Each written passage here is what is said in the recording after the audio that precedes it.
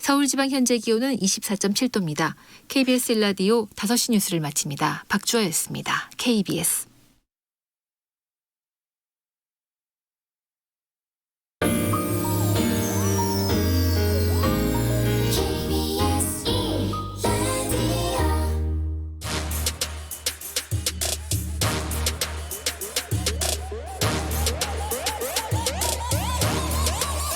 불타오르네.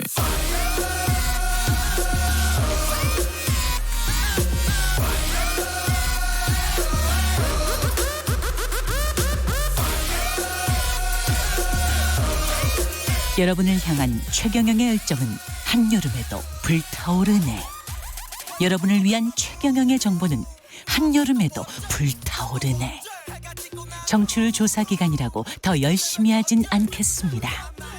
청취율 조사 기간이라고 더 재미있게 하진 않겠습니다. 365일 한결같이 불타오르는 최경영의 경제쇼 플러스.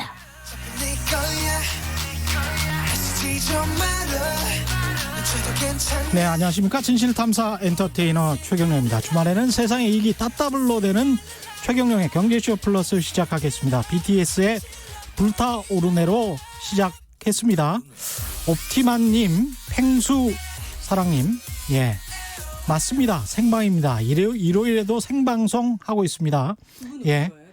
예, 아니죠? 아니에요. 아니죠? 예, 여러분들 생방입니다. 많이 와주십시오. 예, 오늘은 진짜 생방송이니까요. 다양한 질문 환영하고요. 이분이 출연하셨습니다. 이광수 미래에셋대우 수석 연구위원 나오셨습니다. 안녕하십니까? 예, 안녕하십니까? 예, 그리고 경제쇼 플러스의 복덩이, 예, 오윤혜 씨 나오셨습니다. 반갑습니다.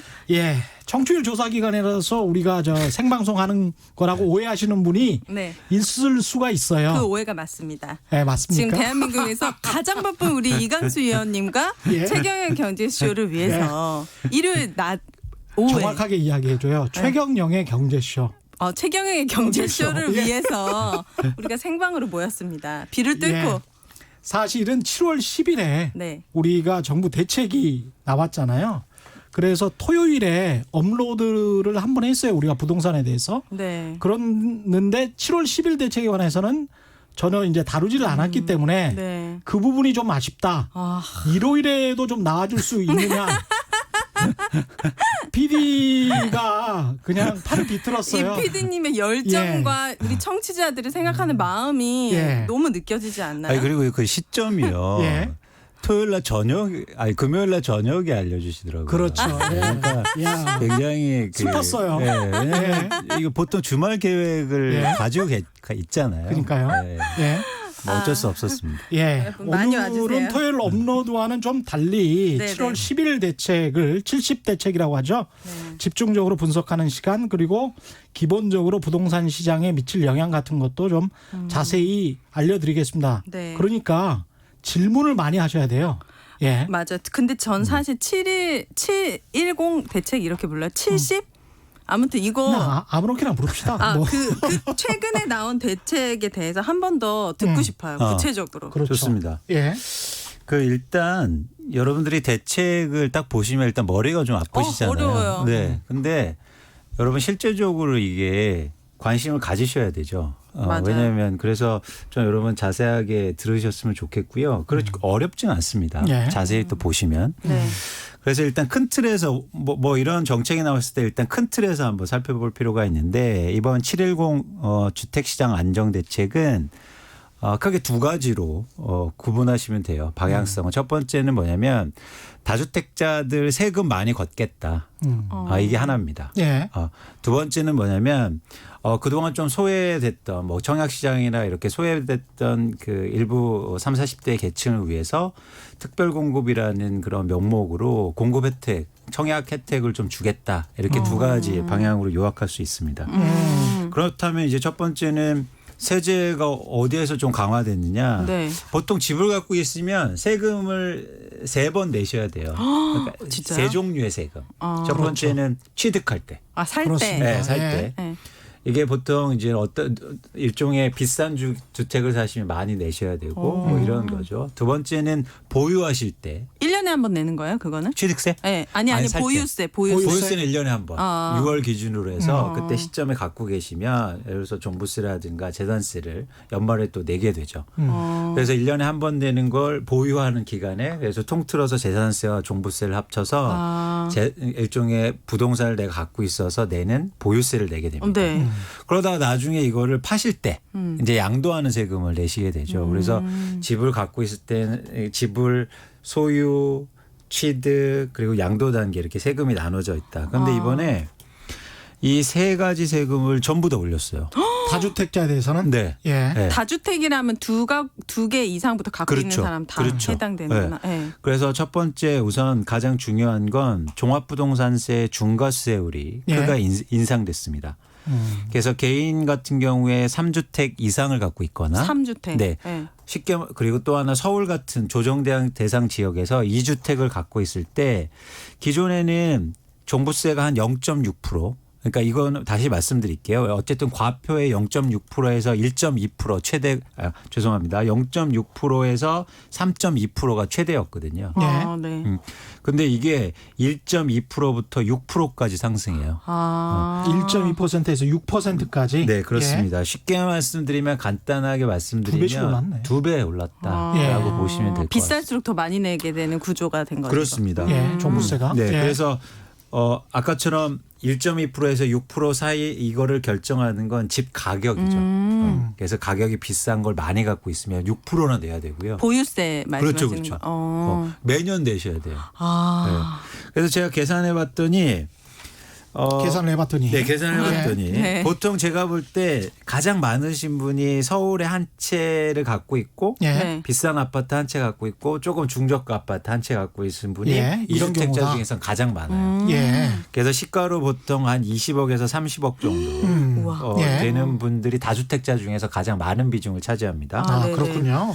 근데 그 시가 30억짜리 두 주택을 갖고 있으면 기존에는 한 1,500만 원 정도 예. 보유세를 내셨어요. 네. 합쳐서 시가 30억인 겁니다. 네. 예. 아, 근데 합쳐서. 이번에 인상되면서 일단 내년 기준으로 예. 네. 3,800만 원 정도를 내셔야 돼요. 우와, 거의 예. 2배. 그렇죠. 음. 근데 여기서 또 하나는 뭐냐면 지금 세금을 내는 보유세 내는 기준이 정부의 공시지가 기준이거든요. 아. 근데 공시지가가 이제 계속 계속 시가 오르죠. 대비해서 현실화됩니다. 어. 그러니까 이 현실화되면서도 종부세도 계속 인상될 예정이죠. 네. 근데 이게 금액으로 들으면 한 뭐 2배 정도 증가해서 큰가 안 큰가 이렇게 생각하실지 네. 모르겠는데 4천만 원을 월로 한번 나눠 보시면 월로 300만 원, 350만 원 정도 내셔야 정도를 돼요. 내야 되는 거죠. 많은. 근데 이건 예. 세금이라는 건 굉장히 무서운 거잖아요, 사실. 네. 예. 안 내면 안 되고. 안 내면 안 되고 그냥 내는 거잖아요. 그치. 뭐가 없어요. 맞아. 돌아는 대가는 없지. 보통 돈을 쓰면 뭔가 좀 아, 맞아요. 나한테 와고 이건 그냥 대가는 내는 거죠. 강남의 아파트 한 채와 중소형 아파트 서울의 한 채를 가지고 있다는 것 그것. 아, 저도 예. 궁금한 게 있는데 예. 그럼 우리나라 말고 미국이나 다른 나라들은 이렇게 보유세가 몇 % 정도 돼요? 일반적으로 뭐냐면 다른 나라에 우리가 그 산정을 할 때 시가 대비해서 네. 가정하거든요. 네. 근데 한 4%에서 5% 정도 내는 것으로 이렇게 조사가 됩니다. 근데 이 정도로 저희가 이번에 상승시키고 현실화를 시키면 이제 글로벌 평균, 선진국 평균 정도로 올라온다고 이제 OECD 파악이 평균 됩니다. 정도죠. 우리가 예. 그동안 낮았던 거네요. 굉장히 낮았습니다. 낮았죠. 예. 그래서 집을 갖고 있는 게 전혀 부담이 안 됐어요. 그렇습니다. 예. 근데 더 중요한 건 비쌀수록 올라간다는 거예요. 그쵸, 더 제가 많이 따져봤더니 다주택자가 시가 50억 원 합쳐서 네. 50억 원짜리를 보유하고 있으면 이제 1년 동안 1억 내셔야 됩니다. 1년마다 이제 1억씩. 네. 네. 어떻게 최 기자님 1억씩 내셔야 되는 거 아, 저는 그렇게 부자는 아니에요. 그렇게 부자. 좀 짜증난다. 아, 네, 알겠습니다. 예, 그 정도 네. 부자는 아니에요. 아, 예. 네네. 그리고 또 굉장히 큰 게 또 나왔습니다. 예. 뭐죠? 종부세 관련해서 음. 이게 종부세가요. 집을 두 채 갖고 있으면 합산해서 그 가격으로 곱해서 내는 거잖아요. 세율을. 그래서 그동안 어떻게 하셨냐면 두 채를 갖고 계신 분들이 한 채를요.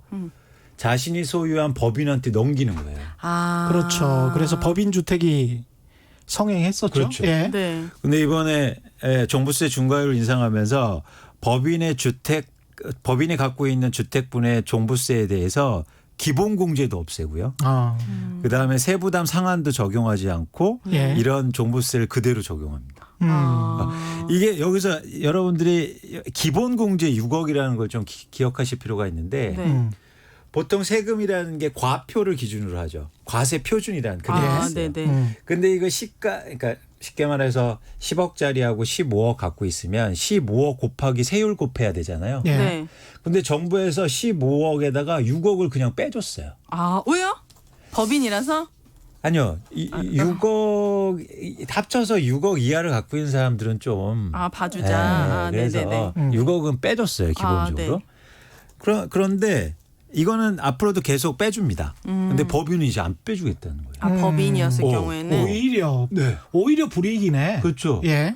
그래서 법인으로 다 그렇게 이전해 놨는데 이제 법인이 종부세를 더 많이 세게 그러니까 생겼습니다. 법인으로 빠져나가려고 했지 한번 당해봐라 뭐 이런 아. 게 있네요. 예, 예. 예. 우와, 신기하다. 예. 그래서 진짜 웃긴 게 어떤 식의 현상이었냐면요. 열채를 갖고 있어요. 네. 그럼 종부세를 엄청 많이 내야 되죠. 네. 원칙상. 근데 이분이 법인을 9개 만들어. 우와. 왜냐하면 법인 수는 예. 제한이 없어요. 없습니다. 그냥 한 채씩 넘겨. 예. 우와. 그다음에 종부세 거의 안 내고 조금 내요. 그렇죠. 또 재밌는 게 뭔지 아세요? 그 사람이 내가 지금 한 채는 실거주잖아요. 네. 세금도 안 내고 양도세도 안 내요. 팔 때. 근데 팔아놓고 또 법인한 걸 또 한 채 갖고 와요. 그렇죠. 예. 아. 그래서 이러한 편법이 일종의 절세법이라고 할까요? 이런 것들이 틈새가 있으니까 사실 이런 것 법인 규제가 이번에 들어갔습니다. 아, 그 진작 넣었어야 돼. 이런 것들은. 그러니까 제가 이제 다시 한번 아쉬워요. 강조하겠지만 네. 사실은 저희가 왜 지금 부동산에서 울분하냐, 화가 나 있느냐 여러 가지 이유가 있죠. 네. 그런데 공정하지 않았다는 거예요. 나는 순진하게 두 채 좀 갖고 있고 하나는 착하게 월세 주고 그래도 세입자 잘 보존해 주고 있는데 나한테 종부세 엄청 가져가고 네. 나머지 어떤 사람은 몰래 막 법인 그러니까. 만들고 이렇게 해서 근데 똑같이 두 채 갖고 있는데 누군 종부세 하나도 안 내고 맞아요. 양도세도 안 내고 이런다는 거죠. 이런 어떤 현실적인 어떤 불공정 이런 것들이 세제상이나 그동안 이런 상황 속에서 녹아 있었다는 겁니다. 그렇죠. 근데 이것도 이제 20, 30억 말씀하셨습니다만 아까 네. 이제 일반적으로 가지고 있는 다주택자들 서울에 1,600만 원이나 700만 원에서 한 3,800만 원 낸다는 거는 네. 기본적으로 또 아셔야 되는 게 이게 한 사람이 가지고 있다는 전제하에 이렇게 말씀하시는 거잖아요. 그죠?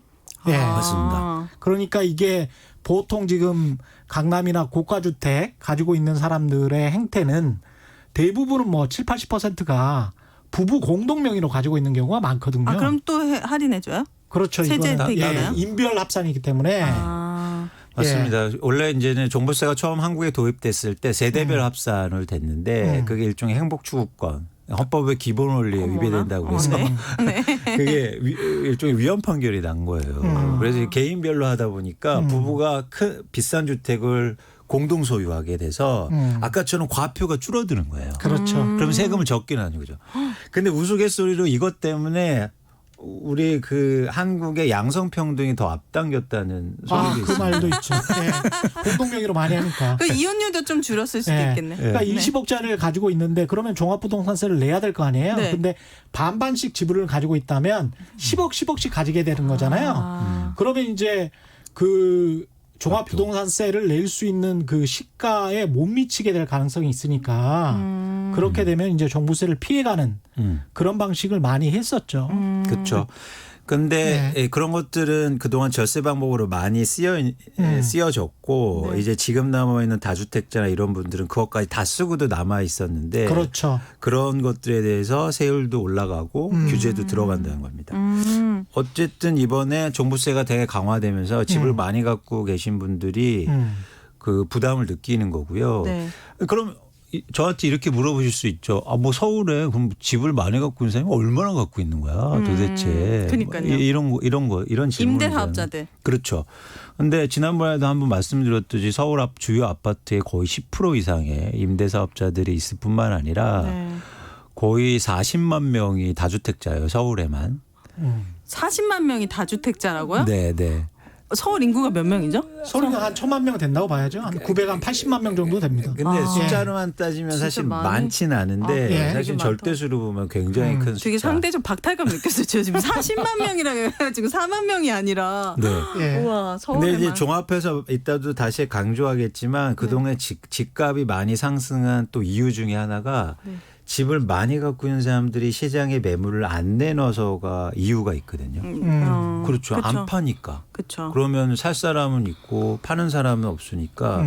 근데 그 핵심에는 이런 다주택자가 있었다는 겁니다. 그래서 이런 세율이 올라가고 세금 부담이 커지면 이제 매물이 시장에 나올 확률이, 건지가 네. 되게 중요한 거죠. 판단. 그 40만 명에는 법인도 포함되어 있는 거죠. 그렇죠. 그렇죠. 네, 네. 그러면 이제 서울에 등록된 법인들이 굉장히 많기 때문에 네. 그리고 기업들도 있거든요. 그래서 기업들 같은 경우는 외국에서 손님 오고 그러면 그걸 전세를 한달지 아니면 집을 사는 경우도 있어요.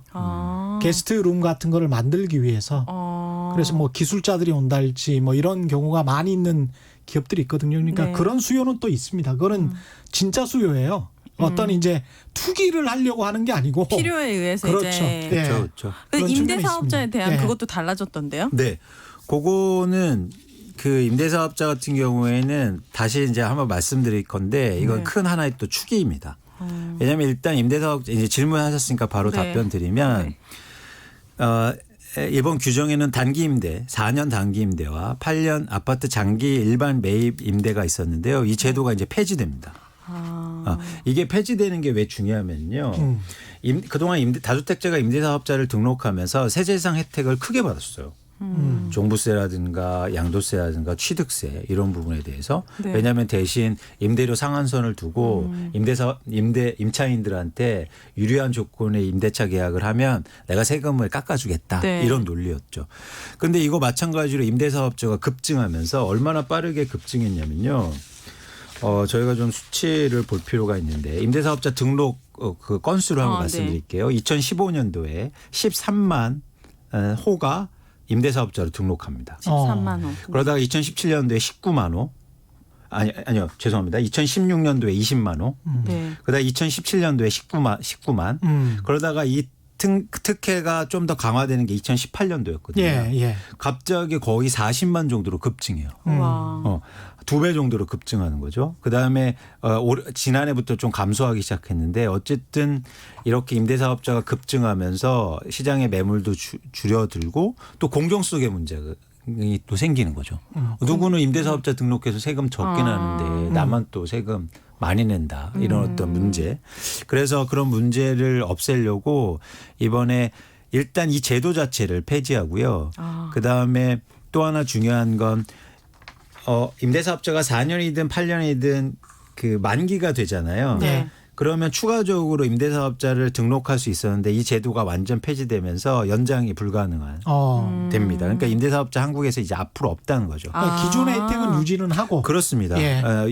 요 부분이 이제 등록을 했으니까 예. 논란이 좀 있는 건데요. 네. 왜냐하면 일부 이제 강력하게 말씀하시는 분들은 이것까지 소급적으로 완전 폐지해야 된다. 그러면 위헌 나올 가능성이 있습니다. 예. 예. 예. 근데 그런 부분을 이번에 건드리지 않고 일단은 앞으로 제도를 없애고 기존에 등록된 임대사업자의 권한이라든지 세제 혜택을 유지한다는 거죠. 근데 국가가 한번 약속을 해준 거잖아요. 법과 제도로. 네네네. 그래서 그 사람들에게 그 약속을 믿고 이제 등록을 한 거잖아요. 근데 갑자기 소급 적용해서 당신들도 안 돼.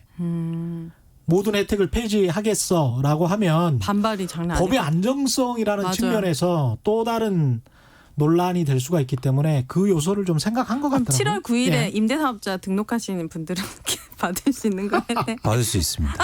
그래서 더 충격적인 건 뭐냐면 그날 엄청 등록했다고 해요. 어떻게 그래요? 알았지? 7월 10일까지. 7월 10일까지니까. 그랬을 것 그러니까 같아요. 이게 왠지 정보에 그래서 7월 10일 날 바쁘신 분들은 등록 네. 못했다고 지금 울분이요. 바쁜 게 아니라 있어야 질문이 굉장히 많은데 그래요? 제가 이 질문만 하나만 드리고 네네. 다주택자들을 이렇게 이제 종부세든 보유세든 압박을 합니다. 취등록세까지. 네.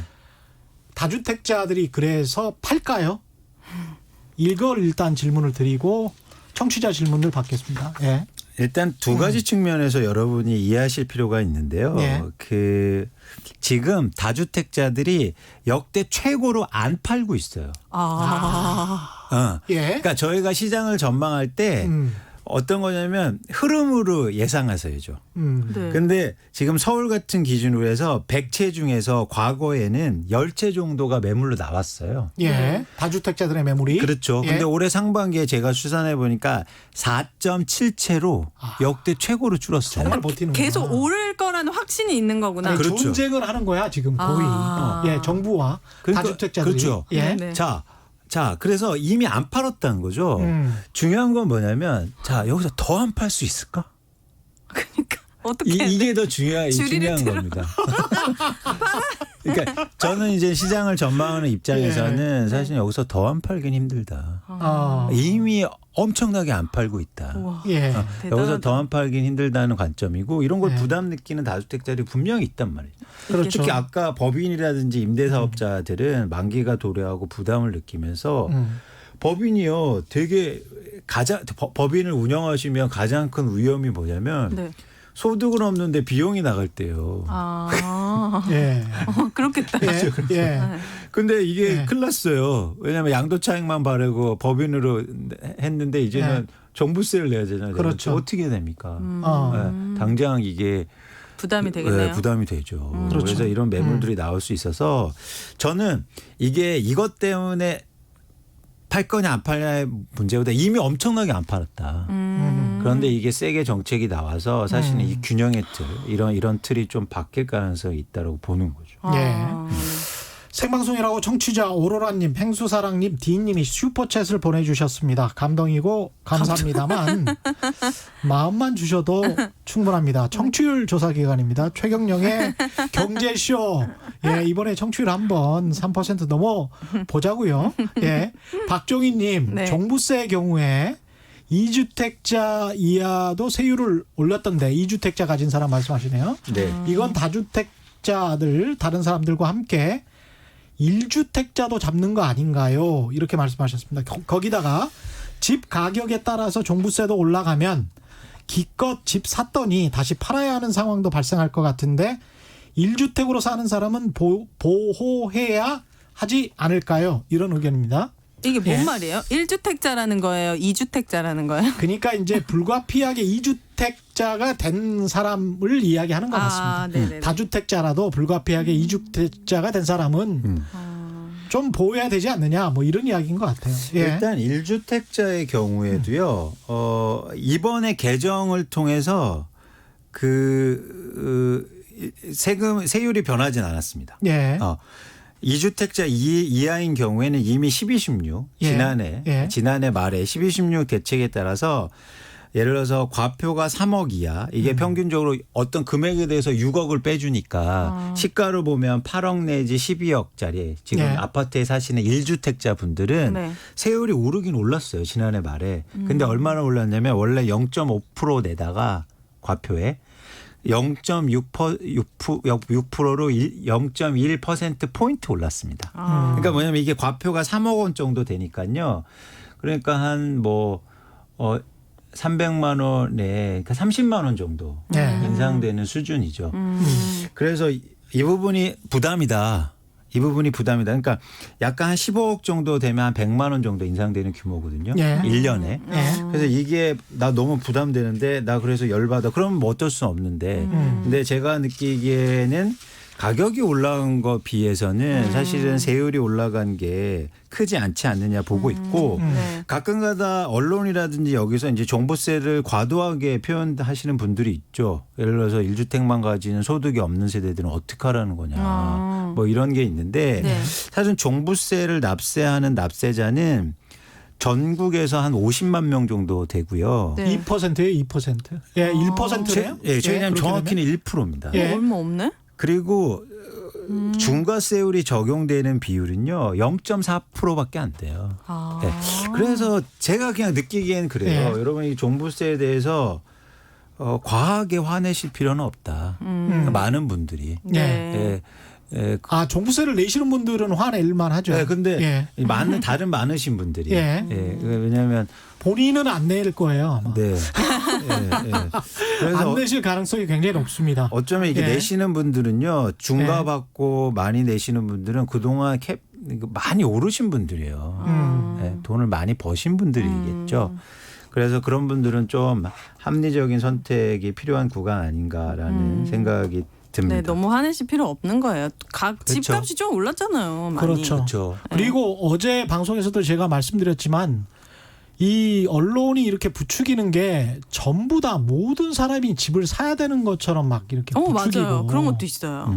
아니 100% 다시 한번 말씀드리지만 100% 자가 보유를 하고 있는 나라는 어떤 선진국도 없어요. 다 한 60% 수준이고 네. 우리가 한 55%이기 때문에 선진국 중에서 3만 달러 수준이고 미국이나 일본 6만 달러 수준에서 네. 아니 일본은 뭐 한 4만 달러지만 미국이 한 6만 달러가 넘지 않습니까? 거기에서 한 60%가 좀 넘기 때문에 우리가 그 앞으로 집을 살 수 있는 사람들이 얼마나 많이 남았을까?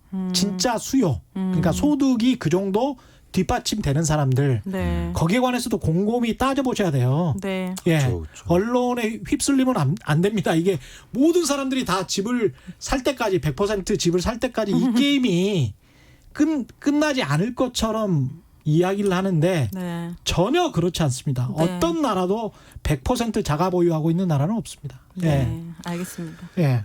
그리고 이번에 보유세뿐만 아니라 이제 두 번째 세금 이게 팔 때 나오는 양도세. 양도소득세가 크게 인상됐습니다. 특히 단기 보유에 대해서요. 예. 단기. 네. 정리해드리면 1년 미만의 주택이나 입주권을 파시면요. 기존에는 40% 양도차익의 40%를 양도세 내셨는데 네. 이제 앞으로는 70% 내야 됩니다.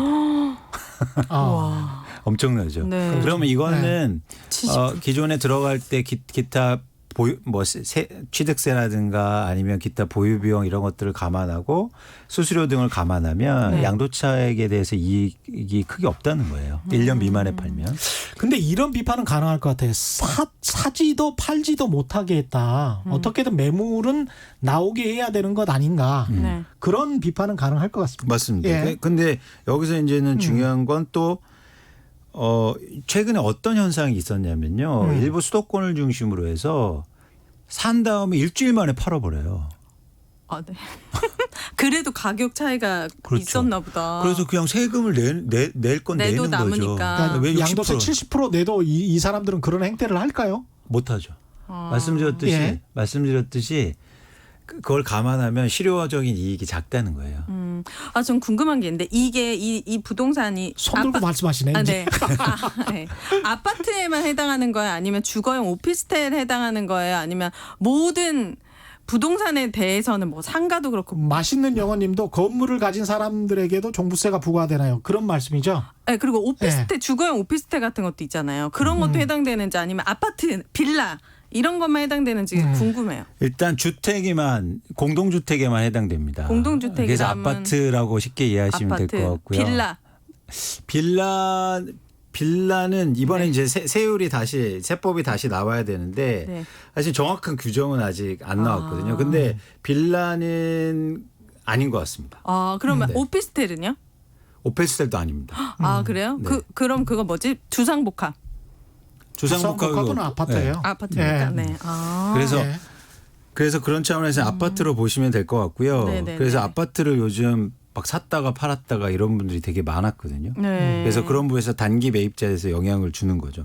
그 종합부동산세는 원래 뜻처럼 종합부동산이니까 토지, 건물, 아파트 등 모든 그 부동산과 관련된 자산을 평가한 다음에 거기에다가 세금을 물리는 거 아닙니까?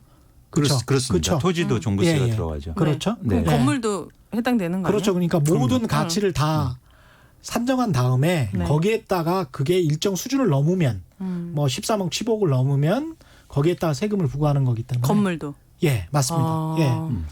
그래서 종합부동산세 개념은 이제 그런 거니까요. 네. 예. 근데 이번에 재미있는 게 죄송합니다. 어떤 게 나왔냐면 네.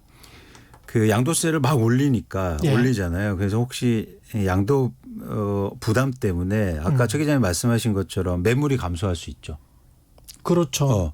왜냐하면 이게- 양도세가 커지니까 아예 네. 안 파는 거예요. 아. 그게 걱정되더라고요. 그래서 예. 이번에 어떤 게 좀 나왔냐면 네. 이 양도세 부과 기준을요 내년 6월 1일 전까지 시행을 유예했습니다. 그럼 내년 6월 전까지 팔으면은 되는 양도세 거예요? 중과가 안 돼요.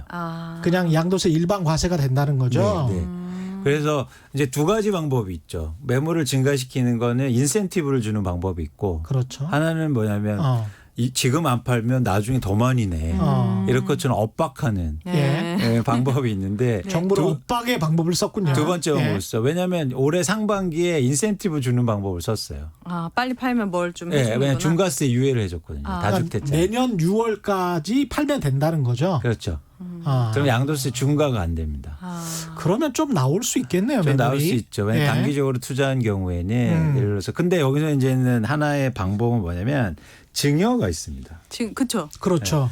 안 팔고 나 증여하겠다. 아들한테 딸한테. 네, 예. 그렇게 되면 어떤 현상이 일어나냐면 양도세율보다 증여세율이 낮아요. 그럼 중요하잖아요. 그렇죠. 네. 그럼 집을 많이 갖고 있는 사람이 굳이 시장에서 양도차익을 해서 세금 많이 내는 것보다 예. 증여하는 방법을 그쵸. 쓸 수가 있죠. 그래서 정부가 또 증여세까지.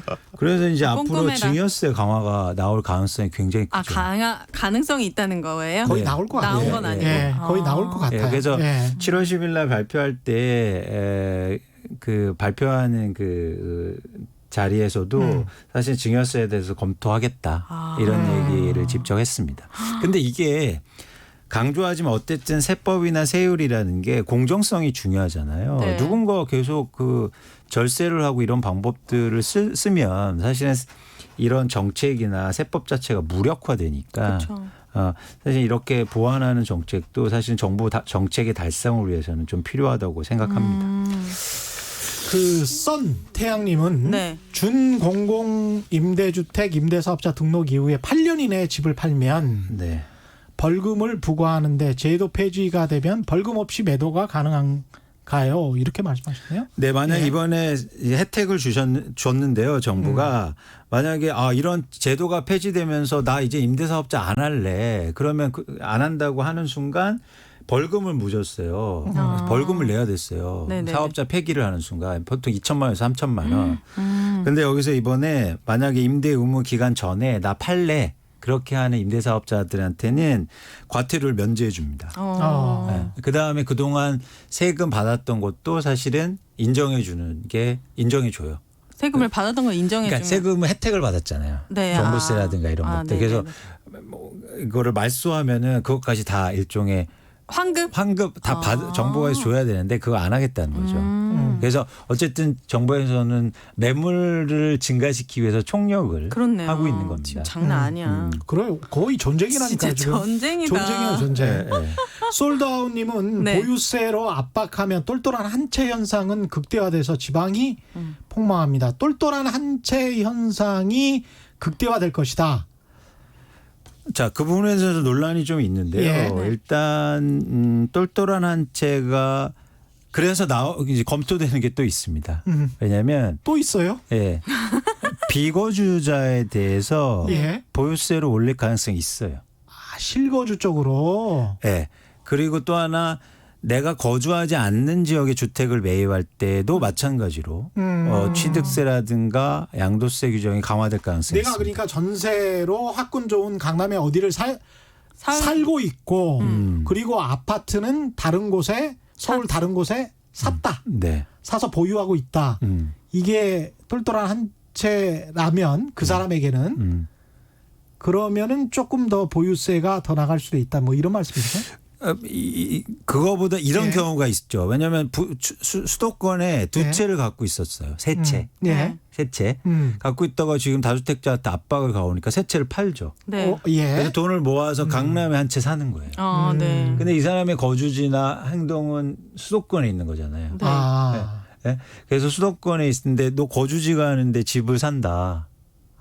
그래서 비거주자에 대해서 예. 예를 들어서 보유세나 이거 강화될 가능성이 있습니다.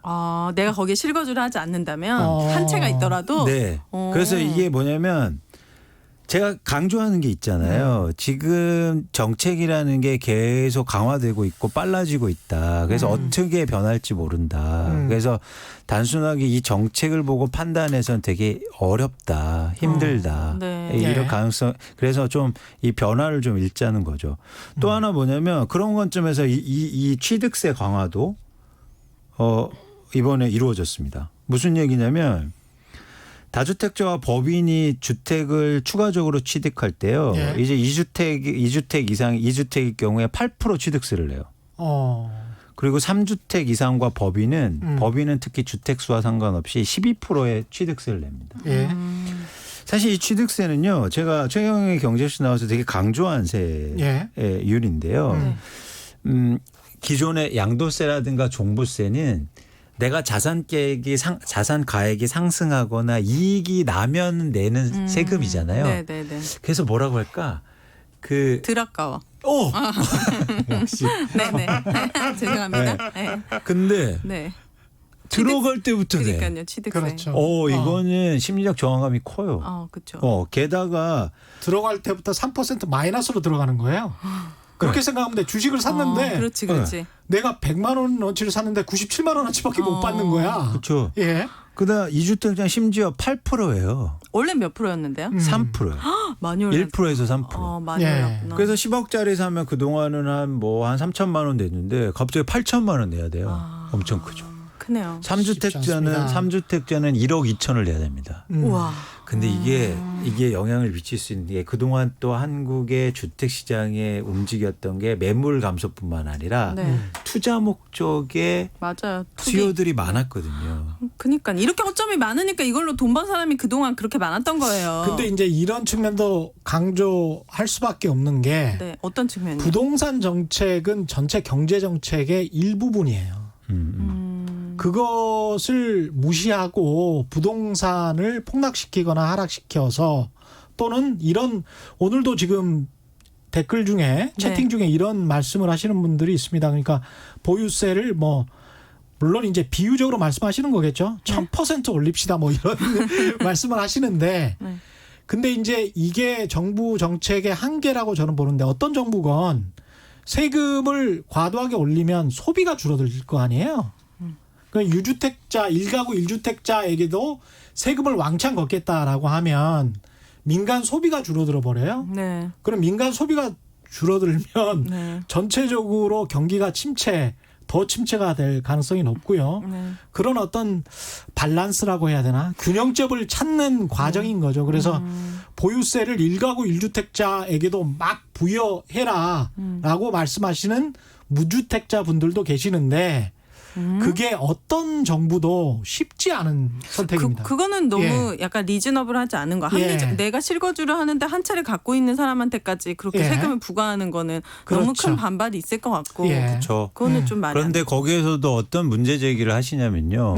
그 2주택자를 가졌는데 합쳐서 한 15억 정도 돼요. 네. 근데 어떤 사람은 1주택자 사는데 50억짜리 집에 살아. 네네네. 근데 2주택자 15억 주는 사람들이 종부세를 훨씬 많이 낸다는 거죠. 지금 상황에서는. 네. 그러니까 이게 어떤 거냐면 어떤 식의 논란이 있을 수 있냐면 이게 계속 제가 문제 제기를 좀 공정한 건가.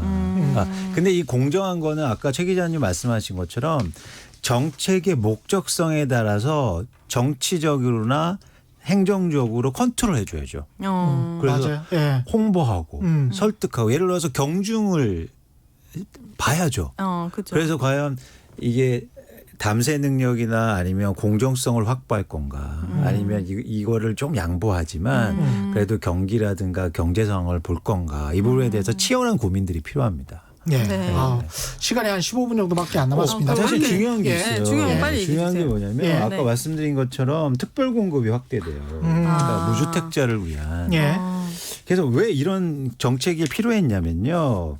말씀드린 것처럼 특히 2020년도에 들어서서 20, 30대가 무리하게 빚을 일으키고 전세담보대출 말씀드렸죠. 네. 전세담보대출 받아서 막 무리하게 집을 샀는데 이런 20, 30대가 청약시장에서 배제되고 내 집 마련이 어려울 것 같고 나 집으로 돈 못 벌 것 같으니까 네, 지금 계속 무리하게 떨어져요. 집을 그러니까요. 네. 그래서 이번에 정부가 이런 20, 30대나 무주택자를 위해서 특별 공급을 확대했습니다. 그래서 일단 결혼한 무주택자를 대상으로 해서 네. 생애 최초 특별 공급을 확대하고요. 소득 요건 등 기본 요건만 갖추면 추첨으로 뽑습니다. 아, 청약 점수가 아니고 그렇죠. 뺑뺑이로. 이게 되게 매력적이죠. 왜냐하면 그동안 예를 들어서 뭐 신혼부부라든가 아니면 이렇게 경쟁이 붙었을 때는 애들 몇 명이야. 맞아요. 그거가 유리했죠. 이래서 또 청약 점수 또 가버려요. 네. 그래서 나는 뭐 아기도 좀 뭐 이런 분도 계시잖아요. 그쵸. 형평이 어렵고 실제로 이런 근데 집도 없어서 오히려 아이를 못 낳는 이런 분들한테 혜택을 주기 위해서 정부가 늘리는 거고 또 재미있는 건 이제 민영주택에 대해서 원래 없었어요. 생애 최초 분양이. 네. 근데 이번에 공공택지의 민영주택에서 전체 분양 물량이 15% 굉장히 크죠. 그다음에 민간택지 같은 경우에 7%. 그러니까 재건축 재개발 이런 거 7% 정도 이게 추첨을 제도를 마련했습니다. 그래서 20, 30대 실수요자들은 이런 청약 제도를 활용하시면 좋겠고요. 네. 생애 최초 특별 공급이라는 이름으로 해서 쉽게 말해서 무주택 세대에 되고 이거 신혼부부 기준은 아시죠? 결혼한 지 7년 이내. 네. 저는 7년. 아직 해당돼요. 예, 예. 아, 저희는 아직 신혼입니다. 축하드립니다. 네, 감사합니다. 예. 네. 예. 신혼을 축하드립니다. 그리고 소득 기준. 예. 그리고 자산 기준만 맞으면 여러분들이 이 생애 최초의 특별 공급에 이게 추첨을 청약하실 수 있고요. 이게 언제부터 시행되는 건데요? 이거 당장 뭐 다음 달부터 분양된 아파트에 시행되는 건 아니잖아요. 지금 그죠? 예상되는 건 9월, 10월부터 올해요? 올해? 올해부터 적용될 거고요. 이게 왜 중요하냐면 네. 이런 제도가 왜 필요했냐면 앞으로 3기 신도시가 나오잖아요. 네. 그래서 정부가 또 지금 이번에 주택 공급 확대를 위한 TFT를 만들었는데요. 굉장히 공격적으로 특히 서울 도심의 공급을 증가시키기 위한 보관들을 마련하고 있습니다. 그래서 저희도 뭐 최경영의 경제쇼에서 말씀드린 것처럼 예. 그린벨트 이용하자 가능성 있죠. 네. 좋은 지역에 네. 그렇게 정부 주도의 공급이 나오면 무주택자 같은 경우에 이렇게 청약할 수 있는 그중에서 약 10% 15%를 여러분들이 추첨할 수 있는 거예요. 그러니까요. 그렇죠. 그래서 여러분들 너무 심리적으로 쫓기셨으면 않겠다. 그리고 정부가 이제 공급책도 마련할 거거든요. 저보고 막 정부를 그렇게 믿을 수 있느냐 이렇게 말씀하시는데 이게 정말 신뢰 문제인 것 같아요. 주식 시장에서도 말이죠. 네. 막 오를 것 같아가지고 쫓겨서 사잖아. 네. 꼭지야. 네. 근데 쫓기지는 마세요, 제발. 예. 예, 근데 합리적으로 판단하셔야 됩니다. 맞습니다. 예. 여러분이 믿으실 예. 거는요. 그동안 올랐던 가격의 지표가 아니에요. 그러면요? 앞으로 변화될 세상이죠. 그렇네요. 네. 그래서 왜냐하면 저희는 오래 살아야 되니까 네. 내일을 바라봐야 되니까 네. 그래서 뭐 그동안 올랐던 것만 믿었고 영원히 뭐 안 빠질 거야 이런 것보다도 이렇게 변화라든가 아니면 정책도 유심히 보실 필요가 또 있어 보입니다. 네. 그래서 여기서 또 문제됐던 게 소득 기준이 좀 있었어요. 맞아요. 왜냐하면 도시근로자 월평균 소득으로 해서 그러니까 쉽게 말해서 소득이 낮은 게 조금 중간 중보다 좀 낮은 계층만 혜택이 들어섰는데 네. 이번에 월평균 소득을 130%까지 그리고 맞벌이는 140%까지 확대했습니다. 오. 그래서 쉽게 말하면 한 3인 가구 기준으로 해서 네. 부부 합산 이렇게 해서 한 800만 원 정도 수준의 네. 소득이면 월? 예. 월이죠. 그 정도면 여러분들이 청약에 참여하실 수 있다는 거예요. 네. 3기 신도시도 그렇고. 예. 그래서 그리고 또 하나 3기 신도시 얘기 나와서 그런데 당장 내년부터 내년. 3기 신도시에 대해서 사전 청약을 추진합니다. 약 3만 호에 대해서. 사전 청약. 예. 그러면 일단 좀 안심해라. 일단 또 안심. 캄다운. 예, 당첨된 사람들은 뭐 이제 그치. 예. 맞아. 근데 이게 너무 필요했어요. 이런 것들이 좀 더 강화될 필요가 있어요. 앞으로 더 강화될 필요가 왜 있냐면 저는 20, 30대 특히 30대의 우리나라 경제의 주축이라고 생각합니다. 그쵸. 예. 그런데 이런 분들이 무리하게 가격이 오른 상태에서 무리하게 대출받아서 집을 샀단 말이에요. 그래서 이거는 우리나라 전체의 경제를 생각할 때 좀 예. 진지하게 고민할 부분이다라고 생각합니다. 네. 예, 임지영님은 일반 분양을 앞둔 재개발 지역에서 이주한 집주인입니다. 나이가 60대 중반이라 수입이 없어서 네. 들어가 살 수는 없어요. 그러니까 재개발 마친 다음에 네네. 분양 전에 팔아야 하나요? 세금은요? 이렇게 말씀하셨네요. 지금 이주한 상태면 사실은 지금 아마 매매가 안 될 겁니다. 예, 네. 이주하셨으면 매매가 안 될 텐데. 네, 매매가 네. 안 그런 되고요. 예. 입주하신 다음에 이제 고민하셔야 될 것 같아요. 고민하셔야. 근데 이제 어떤 그 특례 조항 같은 게 있어가지고 거주요건. 10년 맞습니다. 정도 거주를 오래 했다면 이분은 아마 그러신 것 같은데 그럼 할 수가 있죠. 그렇죠. 예, 거주요건에 착공 이유라도. 따라서. 네, 예. 네. 아드리안 헐님은 네. 애매하게 재산 있는 중산층만 피보는 부동산 정책. 뭐 애매하게라서 애매하게가 얼마일까요? 몰라. 애매하게 예. 얼마지? 뭐 그럴 수도 네. 있겠습니다. 이수환님, 안님, 네. 최경애님은 지금 부동산 가봐요. 뭐라 하는지. 뭐라요? 세금 그렇게 무서운 거 아니다. 무조건 투자하면 돈 버는 거다. 지금 강남 아줌마들 돈 들고 달려든다. 막 뉴스 정권이 바뀌어도 집값은 절대 안 떨어진다. 막 예. 다운 계약서 쓰고 그러더라고요. 참 이게 정말 이렇게 이제 막 선동을 하는데 그러면 네. 제가 지난번에도 한번 말씀드렸지만 현금 줍줍 그러니까 15억 이상 아파트는 대출을 규제하겠다라고 했을 때 강남 아파트는 다 그래도 살 사람들이 너무 많아서 현금 있는 부자들만 살 거기 때문에 강남 아파트는 계속 오를 것이다라고 했잖아요. 네. 근데 그 대장주인 반포의 아파트가 그 이후에 올랐냐고요. 그걸 봐야 돼. 그러니까 그 정고점을 뚫지도 지금 못하고 예 그냥 헤매고 있는데 물론 많이 떨어졌다가 반등을 했습니다. 그러나 현금 줍줍의 현상이 나타났냐고요. 가격을 봅니다. 네. 부자들이 바보가 아닙니다. 맞아요. 예. 그렇죠. 그래서 지금 여러분들 그 지표를 잘 보시면 예. 법인이나 다주택자들이 물건을 팔고 있어요. 그건 저희가 매매의 주체별로 구분해 보면 나타나요. 그건 무슨 얘기냐면 이미 말씀드렸는데 선수들은 조금씩 이제는 시장에서 나가고 있단 말이죠. 그 나가고 있는 이유는 뭘까요? 이렇게 세금이 강화되고 뭐 낼 게 많으니까 수익률이 떨어지니까. 그런데 사실 마음 조급하고 이런 분들이 지금 들어가고 그거 있는 거죠. 주축하고 그렇죠. 계시는 네, 거예요 네. 지금. 그렇죠. 그게 조금 지금 많이 들어가려면 좀 네. 빨리 들어갔어야 되는데 이- 방창현님 같은 경우는 분명한 건 예전 가격으로는 못 들어갑니다. 변동폭에서 낮은 가격에서 구매하는 방법밖에 없어요. 그러니까 변동은 분명히 할 것이기 때문에 낮은 가격에서 구매하는 방법밖에 없다 이렇게 판단하시는군요. 네. 그리고 규제하면서도 진짜 실거주자를 위한 금융 상품도 다양하게 출시해 줄 필요가 있다고 봅니다. 네. 예, 제대로 지적하셨네요. 네, 예. 똑똑하신 분인 것 같아요. 그래서 그런 부분에 대한 고려가 앞으로 있겠죠. 근데 이런 고려들은 집값이 좀 안정되고 이러면 실수요자들을 위한 뭐 대출 규제 완화라든가 이런 것들이 좀 있을 것으로 생각합니다. 예. 그런데 지금 일종의 이제 정부에서 일단 판단하기로 네. 비상 상황이기 때문에 예. 쉽게 대출 규제를 완화해 주거나 아니면 이런 규제들이나 그런 것들 완화해 주는 되게 힘든 구조로 가는 거죠. 네. 항상 그랬어요. 여러분 정권이 어떤 색깔을 갖는 거하고는 다 상관없이 가격이 오르면 규제하고요. 맞아요. 가격이 떨어지면 부양합니다. 근데 규제 완화요. 예.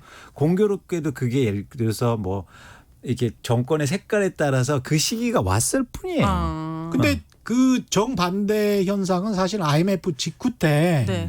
김대중 정부 같은 경우는 부동산 규제를 완화를 했거든요. 그래서 그때 같은 경우에 지금 집 사는 사람들 99년 2000년도에 집 사는 사람들은 양도세 안 내도 돼. 제발 집 사줘. 이랬던 거거든요. 그러니까 이게 정부의 성격이 아니고 가격을 보셔야 돼요. 시장 상황을 보셔야 돼. 네. 예. 그래서 어떤 분들은 뭐 정부가 바뀌거나 색깔이 바뀌면 완화해 주겠다. 근데 말씀드렸듯이 원칙은 뭐냐면 집값이 오르면 규제하고 떨어지면 부양한다는 거죠. 맞아요. 지금 이렇게 규제가 많은 건 너무 올랐다는 거 아닙니까? 그렇죠. 네. 역으로 그렇게 생각을 해보시면 될 것 같아요. 그래서 그렇죠.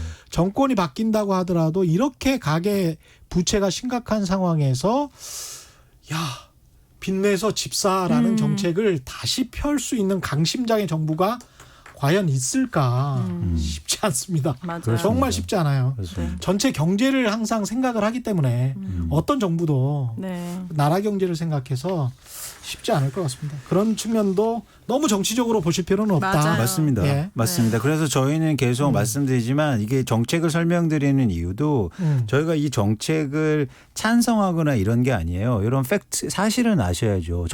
정책 이렇게 나오는데 정책 나 보유세 안 낼게. 왜냐면 나는 이거 찬성 못 하니까 이럴 수 없잖아요. 그렇죠. 그러니까 이민 저희- 가셔야지. 네. 정책은 그대로 받아들이고 또 예. 변화는 내 의지와 내 생각과는 다르게 시장을 움직이고 세금도 내셔야 되고 한다는 겁니다. 민희양님은 710 대책이 지방 부동산에도 영향이 있을까요? 그런데 지방 부동산 쪽은 별 대책이 없었죠. 네, 예. 지방에도 물론 다주택자들이 지방에 물건을 갖고 있거나 이러면 영향이 클 수 있는데요. 저는 일단 지방에는 크게 보고 있지 않습니다. 가장 큰 이유는 지방은 독특한 특성이 자가 보유율이 높아요. 예. 자기 집에 사시는 분들이 많고 네. 그래서 양도세라든가 아니면 보유세라든가 그리고 막 투기 세력들이 막 몰려나서 뭐 단기적으로는 그럴 수는 있는데 예. 그래서 뭐 집값이 크게 하락하거나 변동폭이 클 것 같지는 않고요. 대신 지방에서 요즘 막 이런 투기 세력들 가서 막 일시적으로 맞아요. 샀다가 빠지는 경우가 맞아요. 있는데 이게 불가능하겠죠. 왜냐하면 취득세가 그렇게 올랐으니까. 취득세는 지역에 상관없이 내셔야 돼요. 그런 게 좀 없어질 것 같아요. 저희 집이 광주인데 막 예. 막 아파트를 엄청 지어요. 근데 그 아파트가 10억을 호가하는 거예요. 오.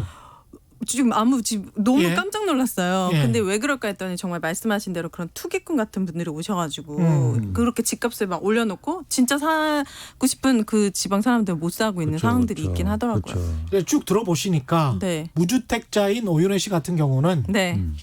집 사기가 좀 쉬워진 것 같습니까? 어떻습니까? 저는 이거 방송하기 전에 사실 기사만 보더라도 내가 예. 진짜 기자님이 말씀하신 대로 나만 집에 없으면 안 될 것 같고 빨리 집을 사야만 될 것 같고 예. 이게 막차고 이제 계속 올라갈 거고 예. 이런 심리적인 압박이 있었는데 있죠. 이런 팩트를 딱 짚어주시고 지금 상황에 대한 얘기를 딱 들으니까 나는 좀 기다려야겠다 침착하게 그런 확신이 들어요.